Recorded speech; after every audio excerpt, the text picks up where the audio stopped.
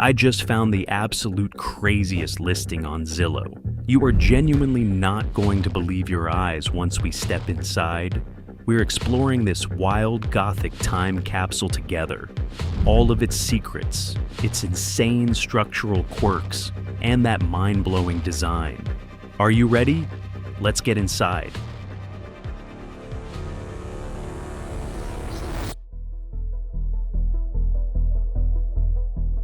All right, guys, look at what we are standing in front of right now.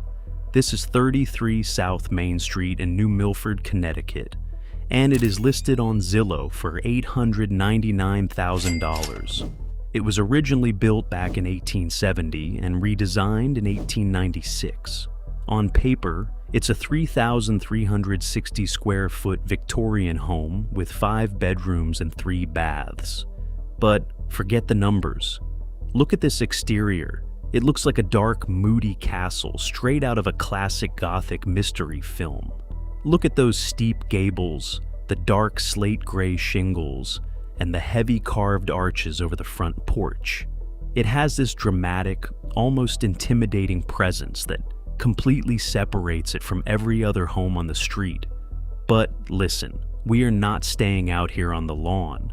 The real madness, the absolute mind-bending stuff, is waiting for us right past that front door. Let's head inside together and see what is actually going on in here. Oh, wow.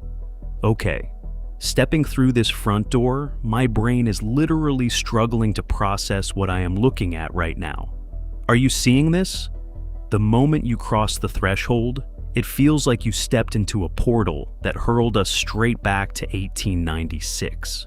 I'm not even kidding. The air in here feels completely different. Look at these walls. There isn't a single inch of modern, boring white paint in sight. Everything is covered in this intense blood-red Bradbury and Bradbury wallpaper, with deep gold patterns that shimmer under the light. And the woodwork. Just look at the staircase. The oak paneling on the lower walls is so dark, rich, and heavy that it almost swallows the room. Wait, look at this banister. Do you see the detail carved into every single spindle? And hold on, is that a full-sized fireplace sitting right here in the middle of the entrance hall? Look at the mantle. There are literally carved dragon heads staring right back at us from the polished wood. Who designs a foyer like this? It's magnificent, but it's honestly a little intimidating. It feels like the house itself is watching us, testing whether we are worthy of stepping further into its secrets. Let's push further in. As I walk through these double doors, look how thick these solid oak pocket doors are. They must weigh 100 pounds each. I'm realizing that the floor plan in this house is completely wild. Modern houses are open concept, right? You can see the kitchen from the living room. Here, absolutely not. It's like a labyrinth. You walk out of this crimson formal sitting room. Look at these antique velvet armchairs with carved dragon armrests. I mean, who sat in these? And then you turn a corner expecting a hallway, but instead, you end up in another secret parlor. Look at the ceiling above us. Do you see that? It's not just painted, it has papered rosettes, layered moldings, and hand-painted borders around a massive brass chandelier. It feels like a museum, but a museum where someone just stepped out of the room 5 minutes ago. There's a strange lingering vibe here, like the people who built this place never fully left. You feel this constant sense of mystery. Who were they? What kind of conversations took place under these gold and red ceilings over a century ago? And let's talk about the design choices for a second, because as incredible as this craftsmanship is, my modern brain is screaming with questions. Look at the placement of some of these windows. Why is that window over there positioned so low to the floor? And why does this corner jut out at a random 45-degree angle? It's clear that in the 1890s, they weren't building for practical layout efficiency. They were building for pure dramatic flexing. but it makes navigating the ground floor feel like walking through a beautifully crafted maze.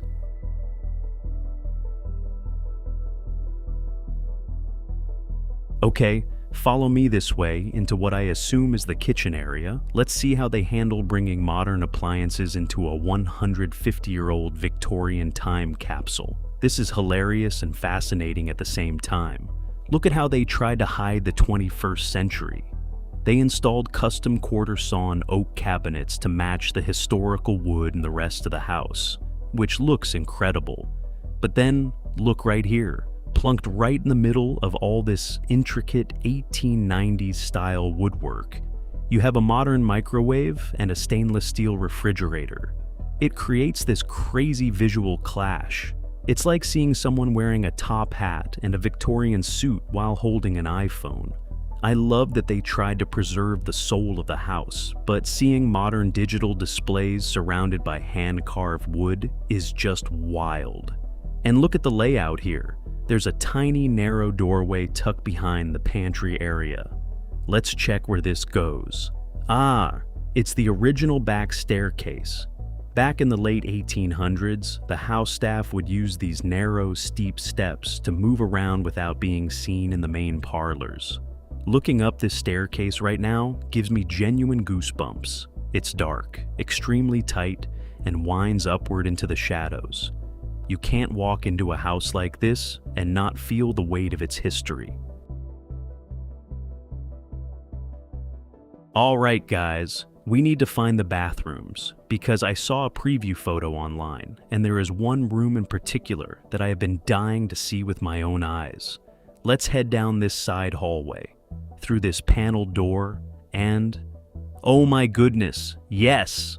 Look at this room. This is hands down my absolute favorite space in the entire house.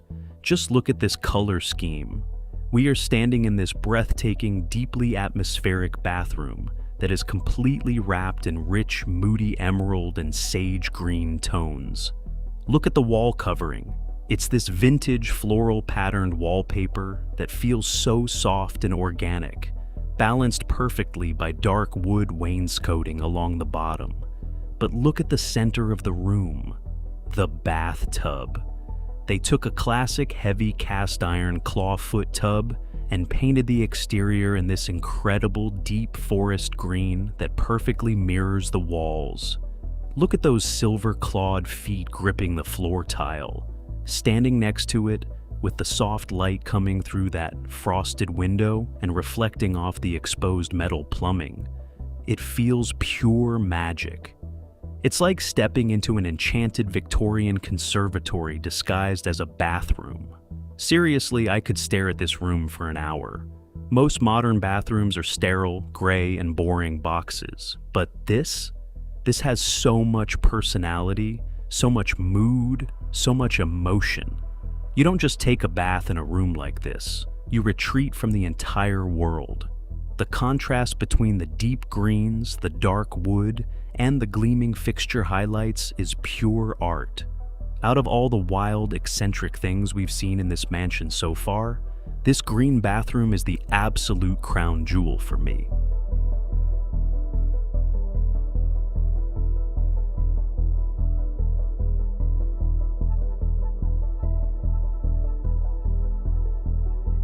Before we go upstairs, let's look at how the other bathrooms compare, because the contrast in this house is just wild. We walk down another corridor, open a door, and suddenly, boom, we are staring at an ultra-modern walk-in glass shower with sleek chrome fittings and bright subway tiles.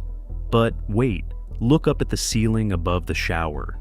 It's sloping downward at an angle because it sits directly under the eaves of the roof. It is such a bizarre experience. In one room, you feel like you are in 1896 surrounded by green velvet and clawfoot tubs. And in the very next room, you're suddenly in 2026 with a high-tech glass shower head. Moving through this home feels like a constant time travel experiment.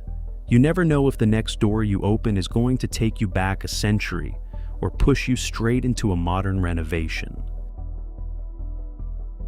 All right, let's make our way up the main grand staircase to explore the upper floor where the 5 bedrooms are located. Listen to the floorboards as we walk up. Do you hear that quiet, heavy creak? That's 150 years of wood settling. As we reach the top of the stairs, the hallway opens up into this gorgeous corridor lined with green and gold patterned wallpaper. Let's glance into some of these bedrooms. Each one feels like its own self-contained world.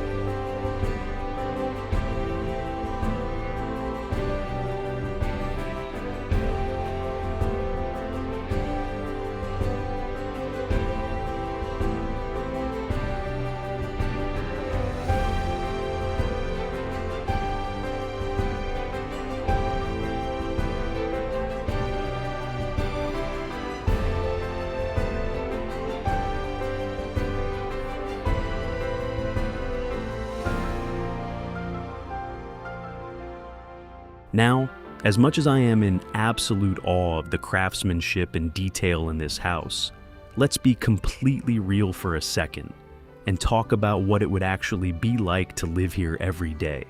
First, let's talk about the light, or the lack of it. Look around this central hallway right now. Even with the large windows in the bedrooms, the middle of the house is naturally quite dark because of the deep wood paneling and dark wallpapers. In the late afternoon, dust settles in here fast. It creates this incredible, cozy, haunting atmosphere. But if you like bright, sun-drenched, white-painted spaces, this place would give you extreme claustrophobia within 24 hours. Second, look at the heating setup. The Zillow listing mentions radiant heat, oil, and propane butane. Trying to regulate the temperature across 3,360 square feet of soaring ceilings, original single-pane accent windows, drafty corners, and 3 different fuel systems must be like managing the engine room of a 19th century steamship. You'd need a master's degree in engineering just to keep every room comfortable during a Connecticut winter. And look at the furniture integration. Every piece of furniture in here is heavily detailed, carved, and period appropriate. You literally cannot put a modern flat-pack sofa in a living room like this. It would look completely absurd. This house dictates how you have to live inside it. You don't adapt the house to your lifestyle. The house forces you to adapt to its historical reality. And this leads us to the biggest, most fascinating riddle of all. Why is this house listed on Zillow right now? And who were the people behind it? Think about this for a second. This property has been sitting on the market for over 370 days. Over a full year. In today's real estate market, normal houses sell in a matter of weeks. So, why is this masterpiece still waiting? When you read the owner's description on the listing, you start to understand the deep story behind these walls. The seller writes, "What we love most about this house is that it feels like stepping into a different era. Every room holds a sense of intention and craftsmanship. We've spent years carefully restoring and updating it, not to modernize it, but to let it be fully itself." Think about the sheer amount of time, money, and obsessive energy required to do what they did here. To hunt down authentic Bradbury and Bradbury wallpaper, which costs a fortune and requires specialized craftsmen to apply, to restore every carved wooden dragon mantle, to paint that clawfoot tub in that exact shade of forest green, and to source 19th century antiques for every single corner. This wasn't just a home renovation project for profit. This was a lifelong passion, an absolute obsession, a personal fortress built to keep the chaotic modern world outside. The owners created a living, breathing time capsule, but now they are selling it. Why?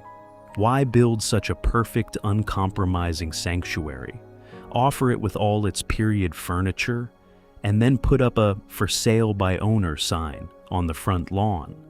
Did they simply finish their masterpiece and decide it was time to pass the torch? Or did living inside a 19th century dream become too heavy, too intense, too overwhelming to sustain?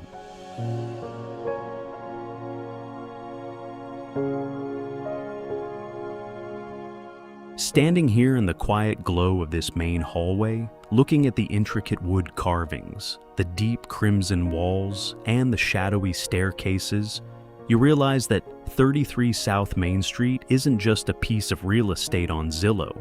It is an emotional experience. It's wild, it's bizarre, it's structurally eccentric, and it's completely unapologetic about what it is. It's a house that demands respect, triggers your imagination, and leaves you with a million questions about the past, the present, and the people who poured their souls into these walls.